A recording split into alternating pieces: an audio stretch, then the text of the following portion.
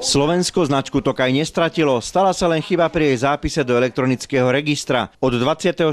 februára je na oficiálnom portáli Európskej komisie EBACUS zaregistrovaná vinohradnícka oblasť Tokaj pre Slovensko so spätnou platnosťou od 1. augusta 2009. Je to výsledok snách slovenských vyjednávačov v Bruseli. Maďarskí europoslanci však tvrdia, spor o značku Tokaj treba dať na Európsky súdny dvor.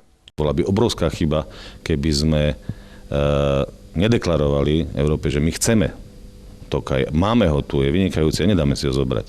Predseda KSK deklaroval úsilie o rozvoj tejto vinohradníckej oblasti nedávnym memorandom, ktoré podpísali zástupcovia všetkých združení pôsobiacich v slovenskej časti Tokaja. Listom tiež požiadal župana regiónu Boršot Abauj Zemplien v Maďarsku o spoločné rokovanie.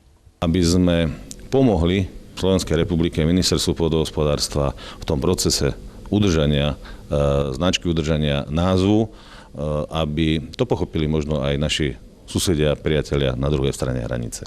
Pokyny z Bruselu tiež hovoria o tom, že spor o značku Tokaj by si mali medzi sebou vyriešiť Slováci a Maďari.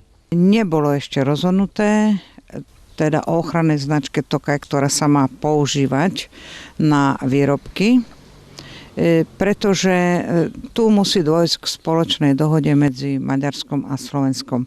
A toto, keďže chodievam na tieto rokovania, vidím tiež veľmi vzdialene. Slovensko-maďarské spory o značku Tokaj majú už viac ako 40 rokov. Koreňom dlhotrvajúceho sporu je neochota maďarskej strany oficiálne uznať existenciu slovenskej časti Tokajskej oblasti. A to aj napriek tomu, že je historickou aj teritoriálnou súčasťou Veľkého Tokajského regiónu, ktorého väčšia časť sa rozprestiera na území Maďarska.